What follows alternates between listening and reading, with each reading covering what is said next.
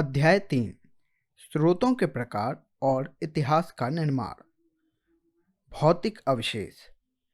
प्राचीन भारत के निवासियों ने अपने पीछे अनगिनत भौतिक अवशेष छोड़े हैं।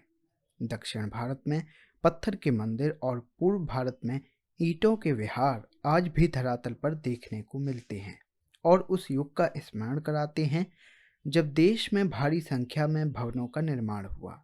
परंतु इन भवनों के अधिकांश अवशेष सारे देश में बिखरे अनेकानेक टीलों के नीचे दबे हुए हैं। टीला धरती की सतह के उस उभरे हुए भाग को कहते हैं जिसके नीचे पुरानी बस्तियों के अवशेष रहते हैं। यह कई प्रकार का हो सकता है, एकल सांस्कृतिक, मुख्य सांस्कृतिक और बहुसांस्कृतिक। एकल सांस्कृतिक टीलों में सर्वत्र एक ही संस्कृति दिखाई देती है। कुछ टीले केवल चित्रित धूसर मध्यभाण्ड अर्थात पेंटेड ग्रे वेयर संस्कृति के द्योतक हैं, कुछ सातवाहन संस्कृति के और कुछ कुषाण संस्कृति के। मुख्य सांस्कृतिक टीलों में एक संस्कृति की प्रधानता रहती है और अन्य संस्कृतियां जो पूर्व काल की भी हो सकती हैं और उत्तर काल की भी विशेष महत्व की नहीं होती। बहुसांस्कृतिक टीलों में उत्तरोत्तर अनेक संस्कृतियां पाई जाती हैं जो कभी कभी एक दूसरे के साथ साथ चलती हैं। रामायण और महाभारत की भांति खोदे गए टीलों का उपयोग हम संस्कृति के भौतिक और अन्य पक्षों के क्रमिक स्तरों को उजागर करने के लिए कर सकते हैं। टीले की खुदाई दो तरह से की जा सकती है, अनुलंब या क्षैतिज। अनुलंब उत्खनन का अर्थ है सीधी खड़ी लंबवत खुदाई करना जिससे कि विभिन्न संस्कृतियों का कालक्रमिक तांता उद्घटित हो। यह सामान्यतः स्थल के कुछ भाग में ही सीमित रहता है। क्षैतिज उत्खनन का अर्थ है सारे टीले की या उसके वृहत भाग की खुदाई। इस तरह की खुदाई से हम उस स्थल की काल विशेष की संस्कृति का पूर्ण आभास पा सकते हैं। अधिकांश स्थलों की अनुलंब खुदाई होने के कारण उनसे हमें भौतिक संस्कृति का अच्छा खासा कालानुक्रमिक सिलसिला मिल जाता है। क्षैतिज खुदाइयाँ खर्चीली होने के कारण बहुत कम की गई हैं। फलस्वरूप उत्खननों से प्राचीन भारतीय इतिहास की अनेक अवस्थाओं के भौतिक जीवन का पूर्ण और समग्र चित्र नहीं मिल पाता। जिन टीलों का उत्खनन हुआ है उनके भी पुरावशेष विभिन्न अनुपातों में ही सुरक्षित हैं। सूखी जलवायु के कारण पश्चिमी उत्तर प्रदेश, राजस्थान और पश्चिमोत्तर भारत के पुरावशेष अधिक सुरक्षित बने रहे, परंतु मध्य गंगा के मैदान और डेल्टाई क्षेत्रों की नम और आर्द्र जलवायु में लोहे के औजार भी संक्षारित हो जाते हैं और कच्ची मिट्टी से बने भवनों के अवशेषों को खोजना कठिन होता है। नम और जलोढ़ क्षेत्रों में तो पक्की ईंटों और पत्थर के भवनों के काल में आकर ही हमें उत्कृष्ट और प्रचुर अवशेष मिल पाते हैं। पश्चिमोत्तर भारत में हुए उत्खननों से ऐसे नगरों का पता चलता है जिनकी स्थापना लगभग 2500 ईसा पूर्व हुई थी। इसी प्रकार उत्खननों से हमें गंगा की घाटी में विकसित भौतिक संस्कृति के बारे में भी जानकारी मिली है। इससे पता चलता है कि उस समय के लोग जिस प्रकार की बस्तियों में रहते थे उनका ढांचा कैसा था, वे किस प्रकार के मध्यभाण्ड उपयोग में लाते थे, किस प्रकार के घरों में रहते थे, भोजन में किन अनाजों का इस्तेमाल करते थे और किस प्रकार के औजारों या हथियारों का उपयोग करते थे। दक्षिण भारत के कुछ लोग मृत व्यक्ति के शव के साथ औजार, हथियार, मिट्टी के बर्तन आदि चीजें भी कब्र में गाड़ते थे और इसके ऊपर एक घेरे में बड़े बड़े पत्थर खड़े कर दिए जाते थे। ऐसे स्मारकों को महापाषाण अर्थात मेगालिथ कहते हैं। हालांकि सभी महापाषाण इस श्रेणी में नहीं आते। इनकी खुदाई करने से हमें जानकारी मिली है कि लौह युग की शुरुआत होने पर दक्कन के लोग किस प्रकार का जीवन व्यतीत करते थे। जिस विज्ञान के आधार पर पुराने टीलों का क्रमिक स्तरों में विधिवत उत्खनन किया जाता है और प्राचीन काल के लोगों के भौतिक जीवन के बारे में जानकारी मिलती है, उसे पुरातत्व अर्थात आर्कियोलॉजी कहते हैं। उत्खनन और अन्वेषण के फलस्वरूप प्राप्त भौतिक अवशेषों का विभिन्न प्रकार से वैज्ञानिक परीक्षण किया जाता है। रेडियो कार्बन काल निर्धारण की विधि से यह पता लगाया जाता है कि वे किस काल के हैं। रेडियो कार्बन या कार्बन 14 कार्बन का रेडियोधर्मी अर्थात रेडियो एक्टिव समस्थानिक अर्थात आइसोटोप है जो सभी प्राणवाक वस्तुओं में विद्यमान होता है। सभी रेडियोधर्मी पदार्थों की तरह इसका एक निश्चित समान गति से क्षय होता है। जब कोई वस्तु जीवित रहती है तो कार्बन 14 की क्षय की प्रक्रिया के साथ हवा और भोजन की खुराक से उस वस्तु में कार्बन 14 का समन्वय भी होता रहता है। परंतु जब वस्तु निष्प्राण हो जाती है तब इसमें विद्यमान कार्बन 14 की क्षय की प्रक्रिया समान गति से जारी रहती है, लेकिन यह हवा और भोजन से कार्बन 14 लेना बंद कर देती है। किसी प्राचीन वस्तु में विद्यमान कार्बन 14 में आई कमी को मापकर उसके समय का निर्धारण किया जा सकता है। यह इसलिए संभव है क्योंकि कार्बन 14 का क्षय एक निश्चित गति से होता है, जैसा पहले बताया जा चुका है। यह ज्ञात है कि कार्बन 14 का आधा जीवन 5568 वर्षों का होता है। रेडियोधर्मी पदार्थों का आधा जीवन वह काल या समय होता है जिसमें उस वस्तु की आधी रेडियोधर्मी धारता लुप्त हो जाती है। इस प्रकार अगर कोई वस्तु 5568 वर्षों पहले निष्प्राण हो गई है तो उसकी कार्बन 14 धारता उस समय की तुलना में आधी रह जाएगी जब वह जीवित थी, और अगर वह 11,136 वर्ष पहले निष्प्राण हुई है तो उसके कार्बन 14 की धारता उस समय की तुलना में चौथाई रह जाएगी जब वह जीवित थी।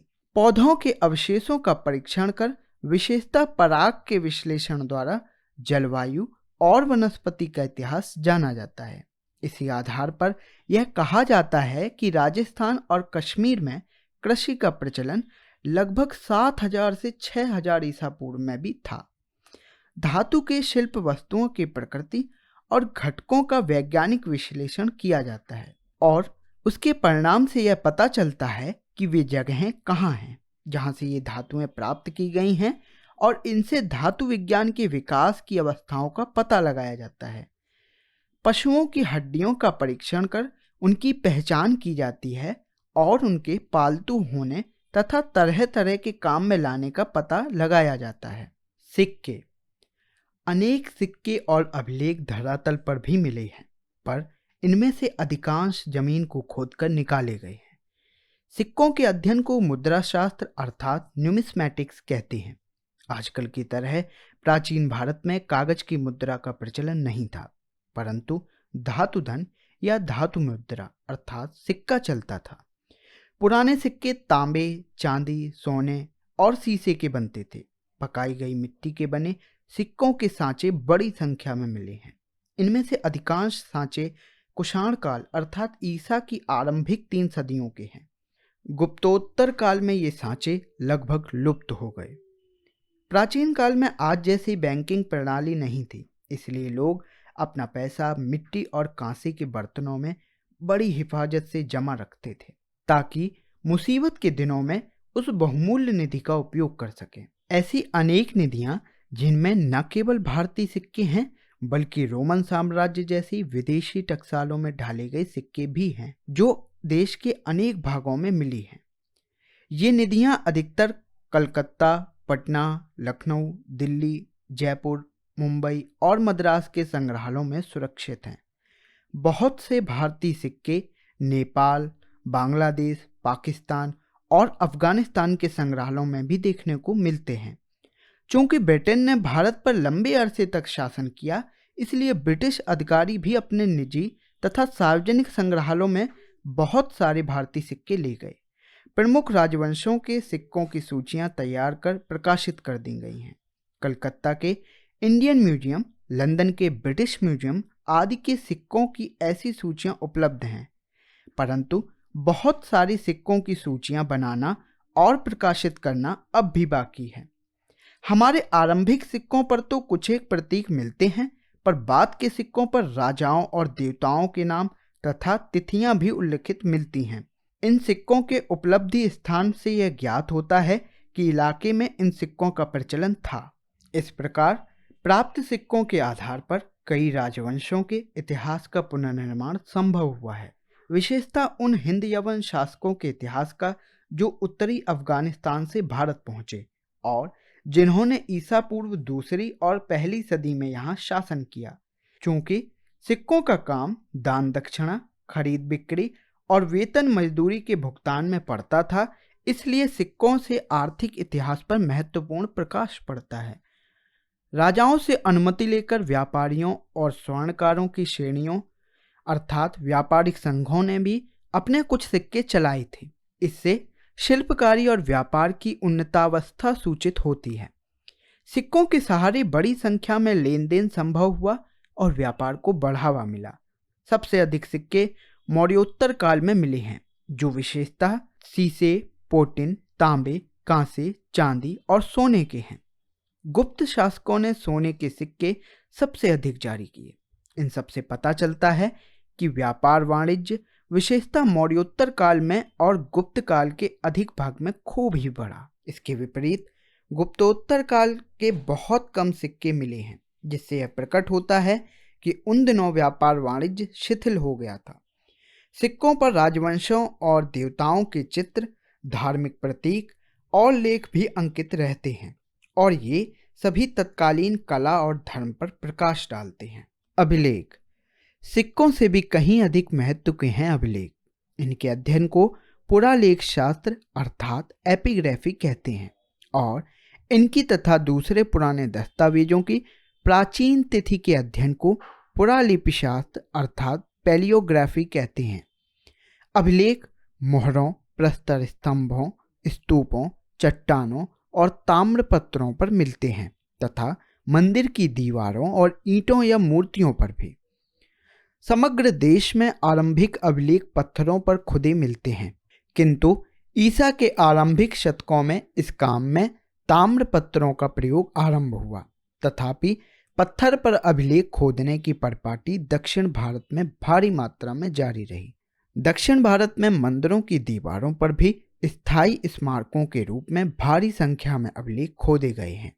सिक्कों की तरह अभिलेख भी देश के विभिन्न संग्रहालयों में सुरक्षित हैं। सबसे अधिक अभिलेख मैसूर के मुख्य पुरालेख शास्त्री के कार्यालय में संग्रहित हैं। आरंभिक अभिलेख प्राकृत भाषा में हैं और ये ईसा पूर्व तीसरी सदी के हैं। अभिलेखों में संस्कृत भाषा ईसा की दूसरी सदी से मिलने लगती है और चौथी पांचवीं सदी में इसका सर्वत्र व्यापक प्रयोग होने लगा। तब भी प्राकृत का प्रयोग समाप्त नहीं हुआ। अभिलेखों में प्रादेशिक भाषाओं का प्रयोग 9वीं से 10वीं सदी में होने लगा। मौर्य, मौर्योत्तर और गुप्त काल के अधिकांश अभिलेख कॉर्पस इंस्क्रिप्शन इंडिकेरम नामक ग्रंथमाला में संकलित करके प्रकाशित किए गए हैं, परंतु गुप्तोत्तर काल के अभिलेख अभी तक इस प्रकार सुव्यवस्थित रूप से संकलित नहीं हुए हैं। दक्षिण भारत के अभिलेखों की स्थानक्रमिक सूचियां प्रकाशित हुई हैं, फिर भी 50,000 से भी अधिक अभिलेख, जिनमें अधिकांश दक्षिण भारत के हैं, प्रकाशन की प्रतीक्षा कर रहे हैं। हड़प्पा संस्कृति के अभिलेख अभी तक पढ़े नहीं जा सके हैं। ये संभवतः ऐसी किसी भाव चित्रात्मक लिपि में लिखे गए हैं जिसमें विचारों और वस्तुओं को चित्रों के रूप में व्यक्त किया जाता था। अशोक के शिलालेख ब्राह्मी लिपि में हैं। यह लिपि बाएं से दाएं लिखी जाती थी। उनके कुछ शिलालेख खरोष्टी लिपि में भी हैं, जो दाएं से बाएं लिखी जाती थी। लेकिन पश्चिमोत्तर भाग के अलावा भारत के भिन्न प्रदेशों में ब्राह्मी लिपि का ही प्रचार रहा। पाकिस्तान और अफगानिस्तान के अशोक के शिलालेखों में यूनानी और अरामाइक लिपियों का भी प्रयोग हुआ है। गुप्त काल के अंत तक देश की प्रमुख लिपि ब्राह्मी ही रही। यदि ब्राह्मी और इसकी विभिन्न शैलियों का भली भांति ज्ञान हो जाए तो कोई भी पुरालेखविद ईसा की 8वीं सदी तक के अधिकांश पुरालेखों को पढ़ सकता है, परंतु इसके बाद इस लिपि की प्रादेशिक शैलियों में भारी अंतर आ गया और इन्हें अलग अलग नाम दे दिए गए। सबसे पुराने अभिलेख हड़प्पा संस्कृति की मोहरों पर मिलते हैं। ये लगभग 2500 ईसा पूर्व के हैं। इनका पढ़ना अब तक संभव नहीं हुआ है। सबसे पुराने अभिलेख जो पढ़े जा चुके हैं वे हैं ईसा पूर्व तीसरी सदी के अशोक के शिलालेख। 14वीं सदी में फिरोज शाह तुगलक को अशोक के 2 स्तंभ मिले थे, एक मेरठ में और दूसरा हरियाणा के टोपरा नामक स्थान में। उसने इन्हें दिल्ली मंगवाया और अपने राज्य के पंडितों से पढ़वाने का प्रयास किया, पर कोई भी पंडित पढ़ नहीं पाया। 18वीं सदी के अंतिम चरण में अंग्रेजों ने इन्हें पढ़ने की कोशिश की तो उन्हें भी इस कठिनाई का सामना करना पड़ा। इन अभिलेखों को पढ़ने में सर्वप्रथम 1837 में सफलता मिली जेम्स प्रिंसेप को, जो उस समय बंगाल में ईस्ट इंडिया कंपनी की सेवा में ऊंचे पद पर थे। अभिलेखों के अनेक प्रकार हैं। कुछ अभिलेखों में अधिकारियों और जनता के लिए जारी किए गए सामाजिक, धार्मिक तथा प्रशासनिक राज्यादेशों और निर्णयों की सूची रहती है। अशोक के शिलालेख इसी कोटि के हैं। दूसरी कोटि में वे अनुष्ठानिक अभिलेख आते हैं जिन्हें बौद्ध, जैन, वैष्णव, शैव आदि संप्रदायों के अनुयायियों ने भक्ति भाव से स्थापित स्तंभों, प्रस्तर फलकों, मंदिरों और प्रतिमाओं पर उत्कीर्ण कराया है। तीसरी कोटि में वे प्रशस्तियां आती हैं जिनमें राजाओं और विजेताओं के गुणों और कीर्तियों का बखान तो रहता है, पर उनकी पराजयों और कमजोरियों का कोई जिक्र नहीं होता है। समुद्रगुप्त की प्रयाग प्रशस्ति इस कोटि का उदाहरण है। इन सभी के अलावा बहुत सारे ऐसे दान पत्र मिलते हैं जिनमें न केवल राजाओं और राजपुत्रों द्वारा बल्कि शिल्पियों और व्यापारियों द्वारा भी मुख्यतः धर्मार्थ पैसा, मवेशी, भूमि आदि के दान अभिलिखित हैं। मुख्यतः राजाओं और सामंतों द्वारा किए गए भूमिदान के अभिलेख विशेष महत्व के हैं, क्योंकि इनमें प्राचीन भारत की भूव्यवस्था और प्रशासन के बारे में उपयोगी सूचनाएं मिलती हैं।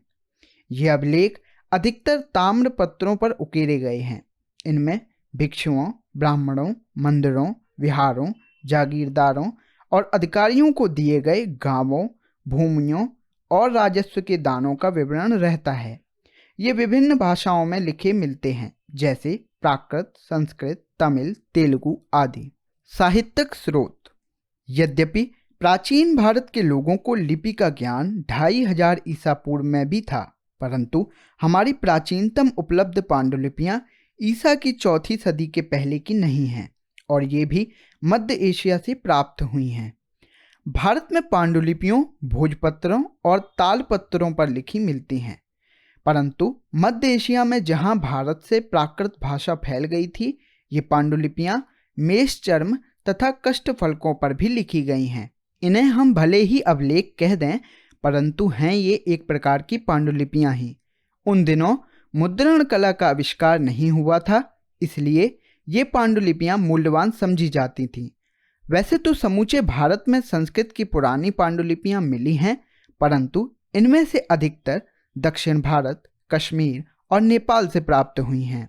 आजकल अधिकांश अभिलेख संग्रहालयों में और पांडुलिपियां पुस्तकालयों में संचित सुरक्षित हैं। अधिकांश प्राचीन ग्रंथ धार्मिक विषयों पर हैं।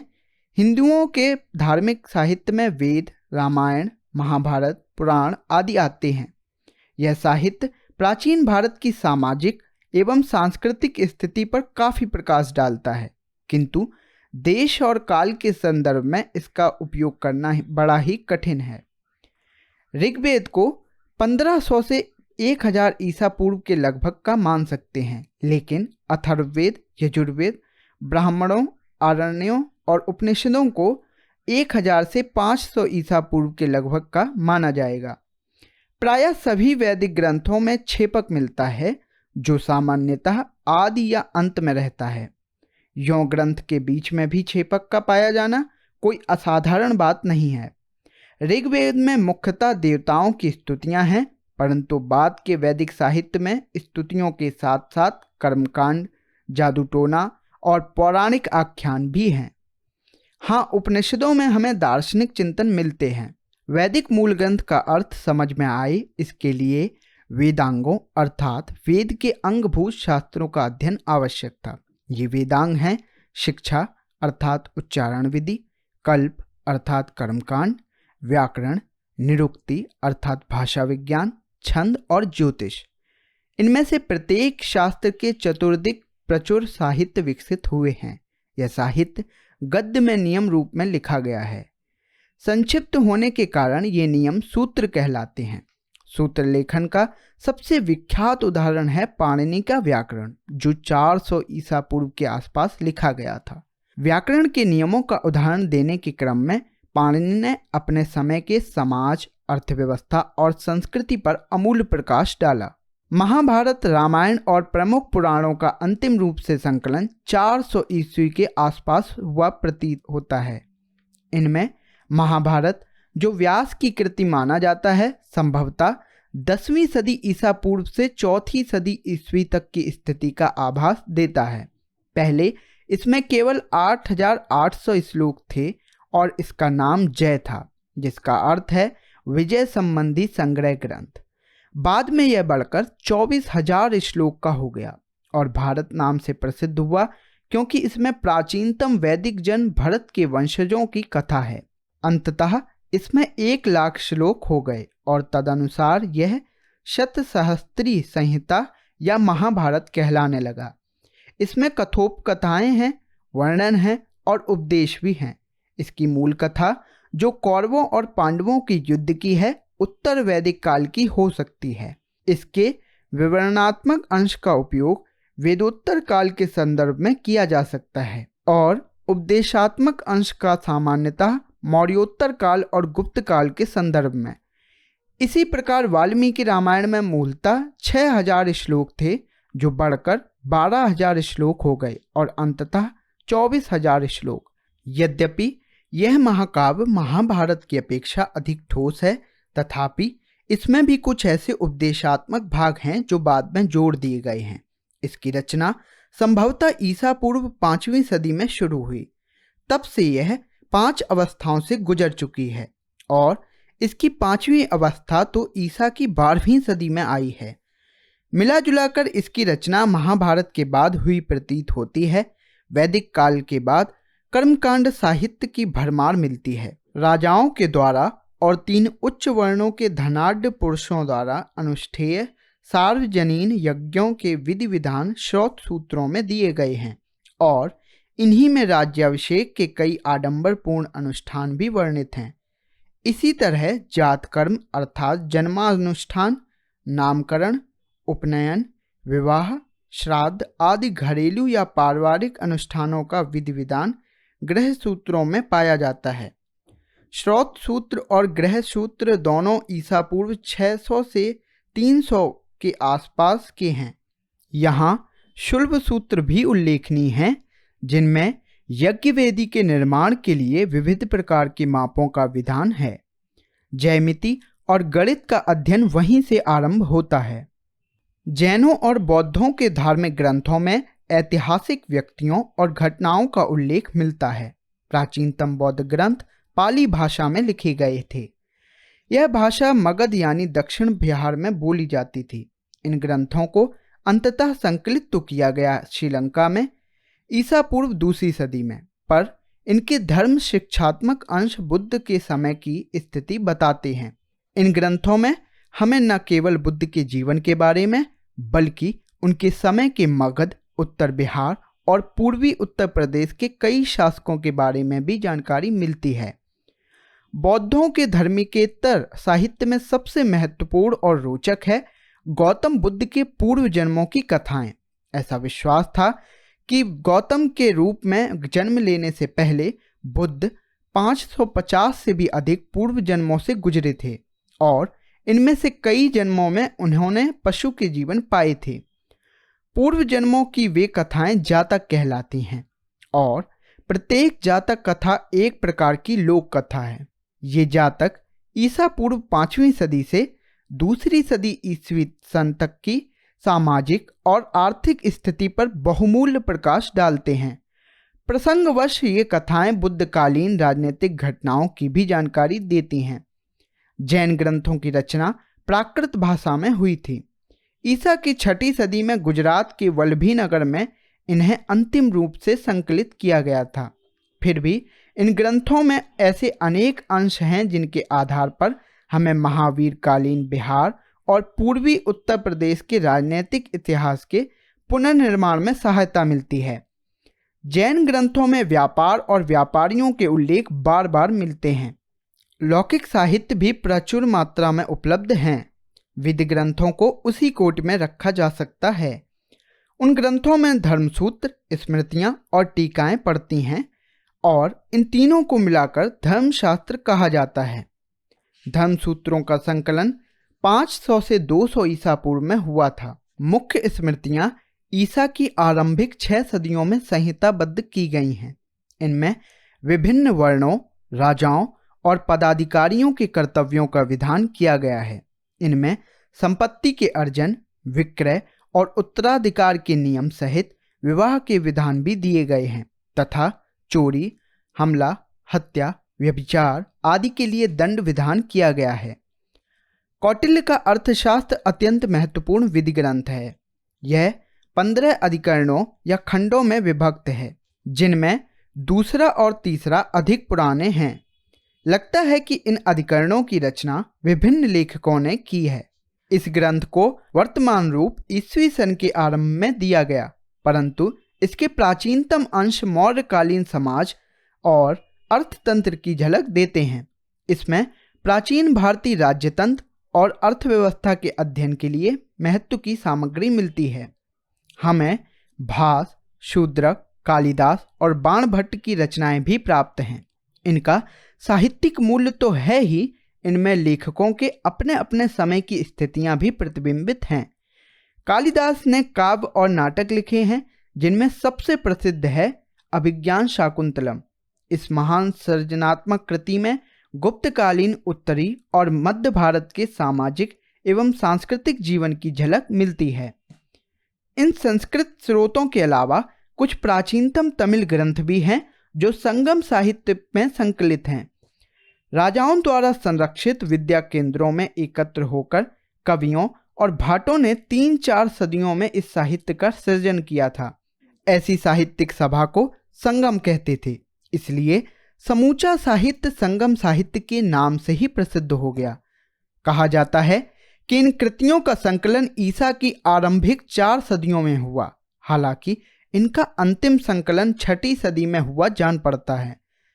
संगम साहित्य के पद्य 30,000 पंक्तियों में मिलते हैं, जो 8 एटत्तोकय अर्थात संकलनों में विभक्त है। पद्य 100 के समूहों में संग्रहित हैं, जैसे पुर्नानूरू अर्थात बाहर के 4 शतक आदि।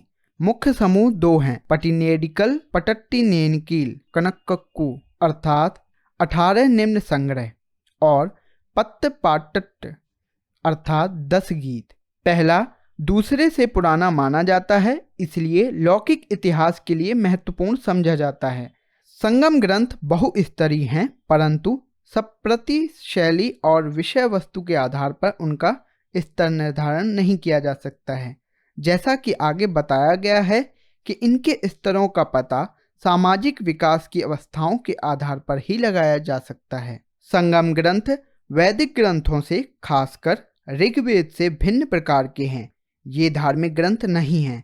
इनके मुक्तकों और प्रबंध काव्यों की रचना बहुत सारे कवियों ने की है, जिनमें बहुत से नायकों अर्थात वीर पुरुषों और नायिकाओं का गुणगान है। इस प्रकार ये लौकिक कोटि के हैं। ये आदिमकालीन गीत नहीं हैं, बल्कि इनमें परिष्कृत साहित्य का दर्शन होता है। अनेक काव्यों में योद्धा, सामंत या राजा का नामतः उल्लेख करके उनकी वीरतापूर्ण कार्यों का सविस्तार वर्णन किया गया है। उसके द्वारा भाटों को दिए गए दानों की प्रशंसा की गई है। ये काव्य दरबारों में पढ़े जाते होंगे। इनकी तुलना होमर युग के वीर गाथा काव्यों से की जा सकती है, क्योंकि इनमें भी युद्धों और योद्धाओं के वीर युग का चित्रण है। इन ग्रंथों का उपयोग ऐतिहासिक प्रयोजन से करना आसान नहीं है। शायद इन काव्यों में उल्लिखित व्यक्तिवाचक नाम, उपाधि, वंश, क्षेत्र, युद्ध आदि आंशिक रूप से ही यथार्थ हैं। संगम ग्रंथों में उल्लिखित चेर राजाओं के नाम दानकर्ता के रूप में ईसा की पहली और दूसरी सदी के दान पात्रों में भी आए हैं। संगम ग्रंथों में बहुत से नगरों का उल्लेख मिलता है। इनमें उल्लिखित कावेरी पट्टनम का समृद्धिपूर्ण अस्तित्व पुरातात्विक साक्ष्य से समर्थित हुआ है। इनमें यह भी बताया गया है कि यवन लोग अपने अपने पोतों पर आते, सोना देकर गोल मिर्च खरीदते और स्थानीय लोगों को सुरा और दासियां पहुंचाते थे। यह व्यापार हम केवल लैटिन और ग्रीक लेखों से ही नहीं बल्कि पुरातात्विक साक्ष्यों से भी जानते हैं। ईसा की आरंभिक सदियों में प्रायद्वीप तमिलनाडु के लोगों के सामाजिक, आर्थिक और राजनीतिक जीवन के अध्ययन के लिए संगम साहित्य हमारा एकमात्र प्रमुख स्रोत है। व्यापार और वाणिज्य के बारे में इससे जो जानकारी मिलती है उसकी विदेशी विवरणों और पुरातात्विक प्रमाणों से भी पुष्टि होती है। विदेशी विवरणों को देशी साहित्य का अनुपूरक बनाया जा सकता है। पर्यटक बनकर या भारतीय धर्म को अपनाकर अनेक यूनानी, रोमन और चीनी यात्री भारत आए और अपनी आंखों देखे भारत के विवरण लिख छोड़े। ध्यान देने योग्य बात है कि भारतीय स्रोतों में सिकंदर के हमले की कोई जानकारी नहीं मिलती। उसके भारतीय कारनामों के इतिहास के पुनर्निर्माण के लिए हमें पूर्णतः यूनानी स्रोतों पर आश्रित रहना पड़ता है। यूनानी लेखकों ने 326 ईसा पूर्व में भारत पर हमला करने वाले सिकंदर महान के समकालीन के रूप में संद्रोकोत्तस के नाम का उल्लेख किया है। यह सिद्ध किया गया है कि यूनानी विवरणों का यह संद्रोकोत्तस और चंद्रगुप्त मौर्य, जिनके राजरोहण की तिथि 322 ईसा पूर्व निर्धारित की गई है, एक ही व्यक्ति थे। यह पहचान प्राचीन भारत के तिथिक्रम के लिए सुदृढ़ आधारशिला बन गई। चंद्रगुप्त मौर्य के दरबार में दूत बनकर आए मेगास्थनीज की इंडिका उन उदाहरणों के रूप में ही सुरक्षित है जो अनेक प्रख्यात लेखकों की रचनाओं में आए हैं। इन उदाहरणों को एक साथ मिलाकर पढ़ने पर न केवल मौर्य शासन व्यवस्था के बारे में ही बल्कि मौर्यकालीन सामाजिक वर्गों और आर्थिक क्रियाकलापों के बारे में भी मूल्यवान जानकारी मिलती है। इंडिका आंख मूंद कर मान ली गई या अतिरंजित बातों से मुक्त नहीं है, पर ऐसी बातें तो अन्यान्य प्राचीन विवरणों में भी पाई जाती हैं। ईसा की पहली और दूसरी सदियों के यूनानी और रोमन विवरणों में भारतीय बंदरगाहों के उल्लेख मिलते हैं और भारत तथा रोमन साम्राज्य के बीच होने वाले व्यापार की वस्तुओं की भी चर्चा मिलती है। यूनानी भाषा में लिखी गई पेरिप्लस ऑफ द एरिथीसियन सी और टोलेमी की जियोग्राफी नामक पुस्तकों में भी प्राचीन भूगोल और वाणिज्य के अध्ययन के लिए प्रचुर महत्वपूर्ण सामग्री मिलती है। इनमें पहली पुस्तक 80 और 115 ईस्वी के बीच किसी समय किसी अज्ञात लेखक ने लिखी, जिसने लाल सागर, फारस की खाड़ी और हिंद महासागर में होने वाले रोमन व्यापार का वृत्तांत दिया है। दूसरी पुस्तक 150 ईस्वी के आसपास की मानी जाती है। प्लेनी की नेचुरलिस हिस्टोरिका ईसा की पहली सदी की है। यह लैटिन भाषा में है और हमें भारत और इटली के बीच होने वाले व्यापार की जानकारी देती है। चीनी पर्यटकों में प्रमुख हैं फाहियान और ह्वेनसांग। दोनों बौद्ध थे और बौद्ध तीर्थों का दर्शन करने तथा बौद्ध धर्म का अध्ययन करने भारत आए थे। फाहियान ईसा की 5वीं सदी के प्रारंभ में आया था और ह्वेनसांग 7वीं सदी के दूसरे चतुर्थांश में। फाहियान ने गुप्तकालीन भारत की सामाजिक, धार्मिक और आर्थिक स्थिति पर प्रकाश डाला, तो ह्वेनसांग ने इसी प्रकार की जानकारी हर्षकालीन भारत के बारे में दी है। ऐतिहासिक दृष्टि। प्राचीन भारतीयों पर आरोप लगाया गया है कि उनमें ऐतिहासिक दृष्टि का अभाव था। यह तो स्पष्ट है कि उन्होंने वैसा इतिहास नहीं लिखा जैसा आजकल लिखा जाता है और न वैसा ही लिखा जैसा यूनानियों ने लिखा। फिर भी हमें पुराणों में एक प्रकार का इतिहास अवश्य मिलता है। पुराणों की संख्या 18 है। 18 पारंपरिक पद हैं। विषय वस्तु की दृष्टि से पुराण विश्वकोश जैसे हैं, पर इनमें गुप्त काल के आरंभ तक का राजवंशी इतिहास आया है। इनमें घटना के स्थलों का उल्लेख है और कभी कभी घटना के कारणों और परिणामों का विवेचन भी किया गया है, परंतु यथार्थ में ये घटनाएं विवरण लिखे जाने के काफी पहले हो चुकी थी। इन पुराणों के लेखक परिवर्तन की धारणा से अनभिज्ञ नहीं थे, जो इतिहास का सार तत्व होती हैं। पुराणों में 4 युग बताए गए हैं: कृत, त्रेता, द्वापर और कली। इनमें हर युग अपने पिछले युग से घटिया बताया गया है और कहा गया है कि एक युग के बाद जब दूसरा युग आरंभ होता है तब नैतिक मूल्यों और सामाजिक मानदंडों का अधःपतन होता है। काल और स्थान जो इतिहास के महत्वपूर्ण तत्व हैं, उसका महत्व इनमें बताया गया है। कई प्रकार के संवत जिनके निर्देश के साथ घटनाएं अभिलिखित होती हैं, प्राचीन भारत में ही शुरू हुए। विक्रम संवत का आरंभ 57 ईसा पूर्व में हुआ, शक संवत का 78 ईस्वी में और गुप्त संवत का 319 ईस्वी में। उत्कीर्ण अभिलेखों में घटनाओं का उल्लेख काल और स्थान के संदर्भ के साथ किया गया है। तीसरी सदी ईसा पूर्व के दौरान अशोक के शिलालेखों में काफी ऐतिहासिक दृष्टि लक्षित होती है। अशोक ने 37 वर्ष राज किया। उनके शिलालेखों में उनके राज्यकाल के 8वें से लेकर 27वें वर्ष तक की घटनाएं वर्णित हैं। अभी तक उनके जो शिलालेख मिले हैं, उनसे उनके राज्यकाल के केवल 9 वर्षों की घटनाओं का पता चलता है। भविष्य में और अभिलेखों के मिलने पर उनके राज्यकाल के शेष वर्षों की घटनाओं का भी पता चल सकता है। इसी तरह ईसा की पहली सदी में कलिंग के खारवेल ने हाथी गुम्फा अभिलेख में अपने जीवन की बहुत सी घटनाओं का जिक्र वर्षवार किया है। भारत के लोगों ने जीवन चरितात्मक रचनाओं में ऐतिहासिक दृष्टि का अच्छा परिचय दिया है। इसका सुंदर उदाहरण है हर्षचरित, जिसकी रचना बाणभट्ट ने ईसा की 7वीं सदी में की।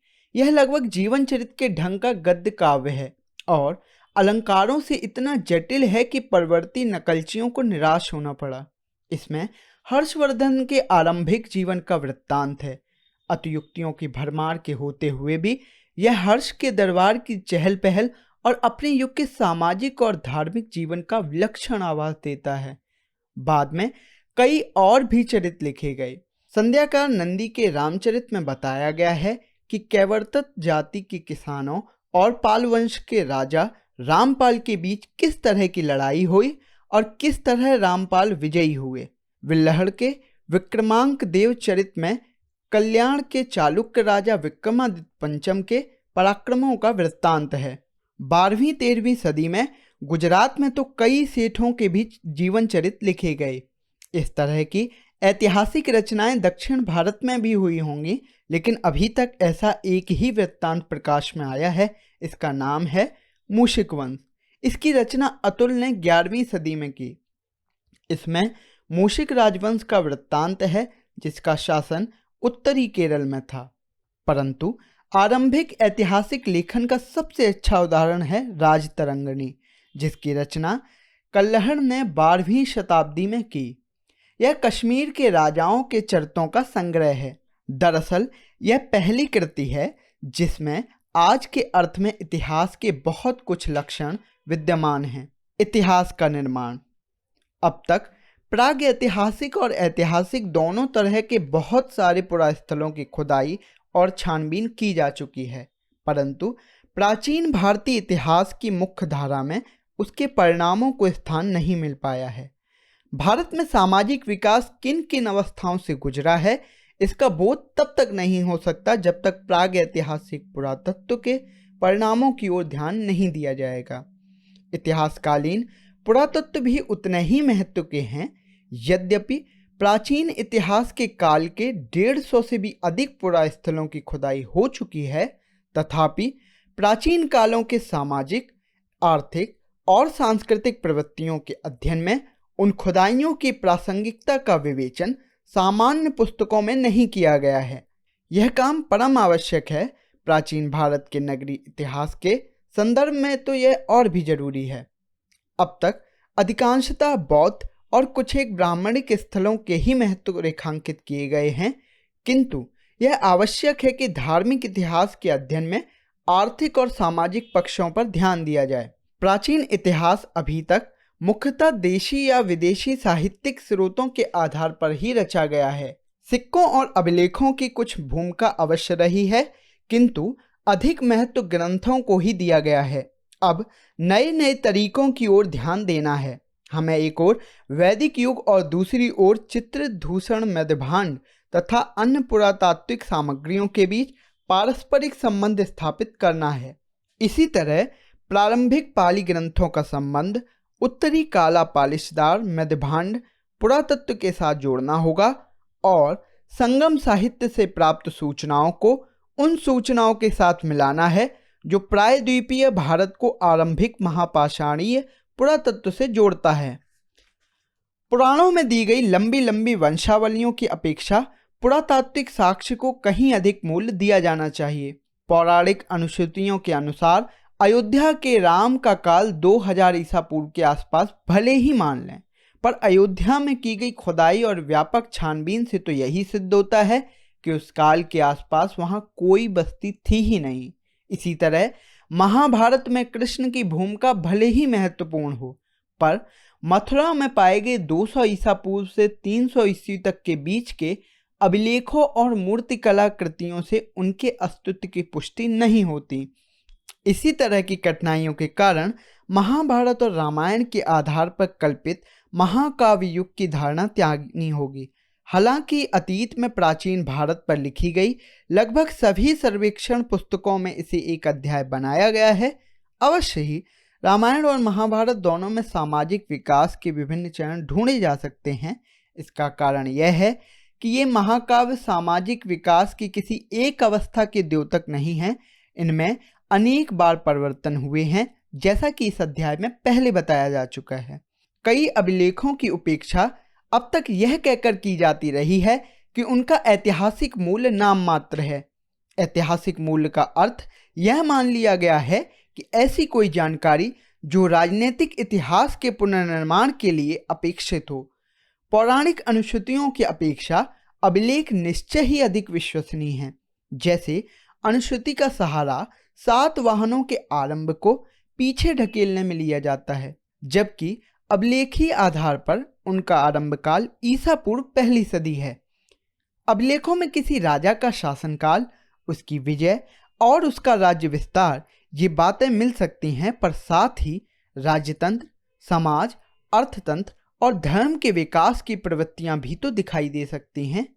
प्रस्तुत पुस्तक में अभिलेखों का सहारा केवल राजनीतिक या धार्मिक इतिहास के प्रसंग में ही नहीं लिया गया है। अभिलेखीय अनुदान पत्रों का महत्व केवल वंशावलियों और विजयावलियों के लिए ही नहीं, बल्कि और भी विशेष रूप से ऐसी जानकारी के लिए है कि किन किन नए राज्यों का उदय हुआ और सामाजिक तथा भूमि व्यवस्था में विशेषतः गुप्तोत्तर काल में क्या क्या परिवर्तन हुए। इसी तरह सिक्कों का सहारा केवल हिंद यवनों, शकों, सातवाहनों और कुषाणों के इतिहास के पुनर्निर्माण के लिए ही नहीं लेना है, बल्कि व्यापार और नगरीय जीवन के इतिहास की झलक पाने के लिए भी लिया जाना आवश्यक है। सारांश यह है कि इतिहास निर्माण के लिए ग्रंथों, सिक्कों, अभिलेखों, पुरातत्व आदि से निकाली गई सारी सामग्रियों का ध्यान से संकलन होना परम आवश्यक है। बताया जा चुका है कि इसमें विभिन्न स्रोतों के अपेक्षित महत्व की समस्या खड़ी होती है।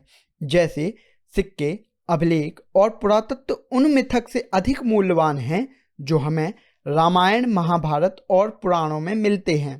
पौराणिक मिथक प्रचलित मानकों का समर्थन करते हैं, लोकाचार को वैध बताते हैं और जातियों या अन्य सामाजिक वर्गों में संगठित लोगों के विशेषाधिकारों और अपात्रताओं को न्यायोचित ठहराते हैं, परंतु उनमें वर्णित घटनाओं को यूं ही सही नहीं मान लिया जा सकता है।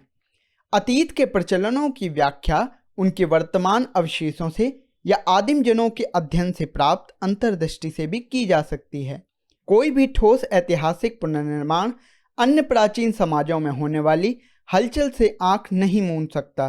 तुलनात्मक दृष्टि को अपनाने से प्राचीन भारत में पाई जाने वाली किसी बात को विरल या अभूतपूर्व मान लेने का दुराग्रह दूर हो सकता है और अध्येताओं को ऐसी प्रवृत्ति भी दिखाई दे सकती है जो अन्य देशों के प्राचीन समाजों की प्रवृत्तियों से मिलती जुलती हों।